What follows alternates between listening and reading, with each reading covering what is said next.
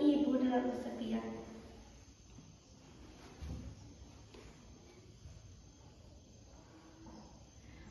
Om Swastiastu. Hai teman-teman, apa kabar nih? Semoga dalam keadaan sehat ya. Kali ini saya akan menceritakan sebuah cerita rakyat Nusantara. Di awal saya menggendong seorang bayi sambil bernyanyi, karena cerita ini mengisahkan seorang wanita yang sangat merindukan seorang anak. Kira-kira cerita apa ya teman-teman?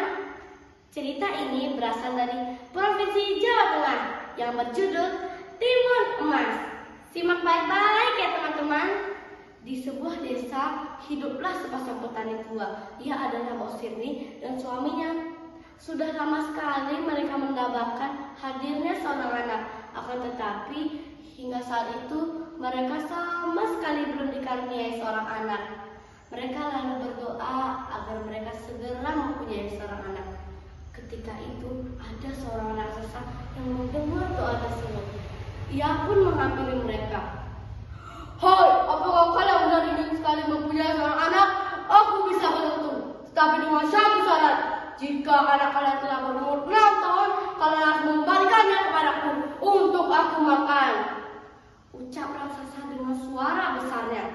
Karena keinginan yang ingin sekali mempunyai seorang anak, akhirnya mereka menuruti persyaratan si raksasa.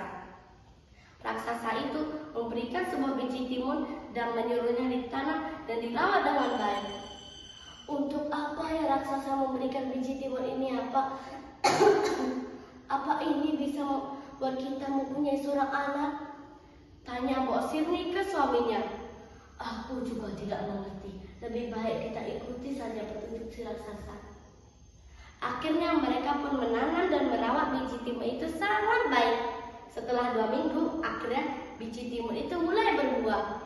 Di antara buah timun yang lain, ada satu buah timun yang ukurannya sangat besar dan warna keemasan.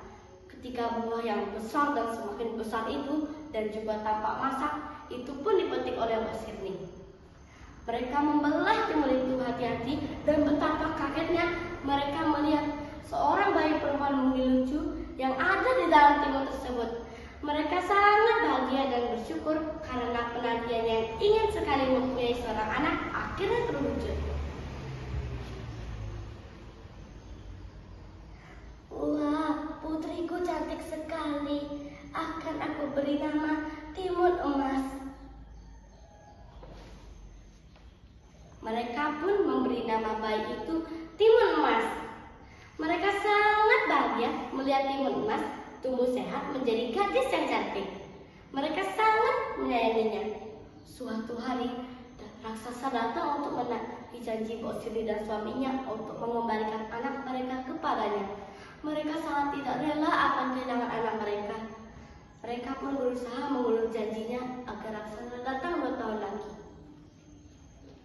Maaf Tuan Raksasa, bukannya kami ingin mengikat janji, tetapi timun emas masih sangat kecil, jadi kurang enak untuk dimakan. Datanglah 2 tahun lagi, ia akan semakin besar dan semakin enak untuk dimakan. Mbok Sirni beralasan. Akhirnya raksasa pun mengikuti keinginan si Mbok Sirni. Kau benar, jika ia semakin besar, maka ia akan semakin enak untuk dimakan. Ha ha ha ha. Hari demi hari berlalu, waktu yang dijanjikan semakin dekat. Mereka semakin tidak rela akan kehilangan anak mereka. Mereka juga gelisah jika suatu hari raksasa datang untuk menangkap anak mereka. Suatu malam, Mbok Sirni bermimpi. Di mimpinya itu, ia harus menemui petapa di gunung-gunung agar anaknya mau selamat. Akhirnya, Mbok Sirni pun memberitahu mimpinya itu kepada suaminya. Coba saja kita menemui petapa di gunung-gunung itu, siapa tahu itu petunjuk dari dewata. Akhirnya mereka pergi ke gunung-gunung. Benar saja, setibanya mereka di gunung-gunung, ada seorang petapa yang sangat sakti. Petapa itu memberikan 4 bungkusan kecil yang berisi biji timun, jarum, garam, dan terasi sebagai penangkal. Setibanya mereka di rumah, Bos Sirni pun memanggil Timun Mas. Mereka memberi 4 bungkusan kecil itu sambil menasihati Timun Mas. Anakku, jika suatu hari raksasa datang untuk menangkapmu, engkau larilah sekencang mungkin. Dan jangan lupa engkau taburkan 4 bungkusan kecil itu satu persatu untuk melindungimu dari kejaran si raksasa. Nasihat Bos Sirni. Akhirnya hari yang dijanjikan pun datang juga. Raksasa datang untuk menemui mereka untuk mengembalikan timun emas kepadanya. Hai petani, di mana anakku? Aku tidak sabar ingin makannya. Serahkan dia padaku. Perintah si raksasa. Maaf Tuan Raksasa, timun emas sedang pergi bermain. Biarkanlah istriku yang datang untuk mencarinya. Raksasa curiga dan ia pun sadar ia sedang ditipu oleh pasangan petani itu. Ia pun marah. Kurang ajar pasangan petani itu, ia telah menipuku! Teriak raksasa dengan suaranya yang menggelegar.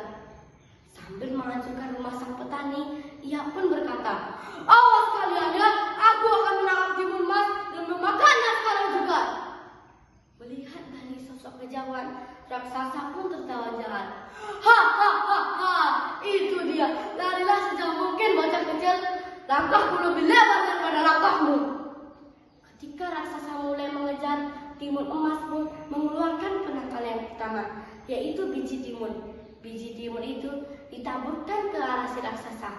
Betapa ajaibnya, biji timun itu berubah menjadi ladang buah timun yang buahnya sangat lebat. Wah, apa ini? Timun yang sangat segar. Biarkanlah gua di situlah sebentar. Aku akan makan timun ini sambil menampar penangkalku. Ketika ia sadar bahwa incarannya sedang pergi jauh, raksasa pun lanjut mengejar. Timun emas masih tetap berlari, tetapi raksasa dapat mengejarnya. Akhirnya timun emas mengeluarkan penangkal yang kedua, yaitu jarum. Jarum-jarum itu ditebarkan ke jalan yang ia telah lewati. Betapa ajaibnya lagi, jarum-jarum itu berubah menjadi bambu-bambu yang tinggi dan sangat tajam. Aduh, dari mana datang-datangnya bambu-bambu ini? Raung raksasa karena kakinya yang tertusuk. Jangan harap bambu-bambu ini bisa menghentikan timun emas.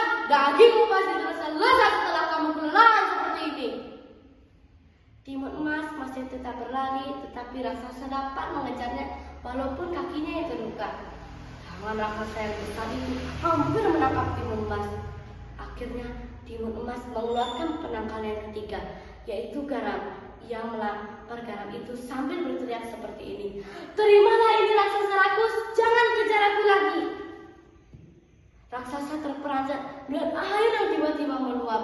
Dengan susah payah, akhirnya raksasa sampai di tepian. Ia mulai kelelahan, nafasnya sudah terengah-engah. Tetapi ia tetap lanjut mengejar. Hanya tersisa satu penangkal terakhir, yaitu terasi. Terasi-terasi itu ditaburkan ke jalan yang ia telah lewati. Kini jalan itu berubah menjadi lumpur hitam. Aduh, kenapa kakiku tidak bisa digerakkan? Teriak raksasa panik karena kakinya mulai terhisap. Tolong, jangan tinggalkan aku. Akhirnya raksasa mati tenggelam. Timun emas pun kembali ke rumahnya. Ayah, ibu, aku pulang. Seru timun emas sambil memeluk kedua orang tuanya. Ayahnya menjawab dengan tangis haru. Syukurlah nak, doa kami dikabulkan. Akhirnya kita bisa hidup tenang dengan tanpa rasa takut lagi. Nah teman-teman, begitulah cerita timun emas. Pesan yang kita bisa ambil dari cerita ini adalah menjadi wanita harus memiliki keberanian dan mampu mencari solusi ketika merasa kesulitan. Menghormati orang tua dan jangan asal berjanji jika akhirnya tidak bisa ditepati. Ke perpustakaan mencari buku, dibaca tenang dengan penuh rasa cinta, dengan literasi prestasi maju, melalui kebiasaan gemar bercerita. Om Santi Santi Santi Om.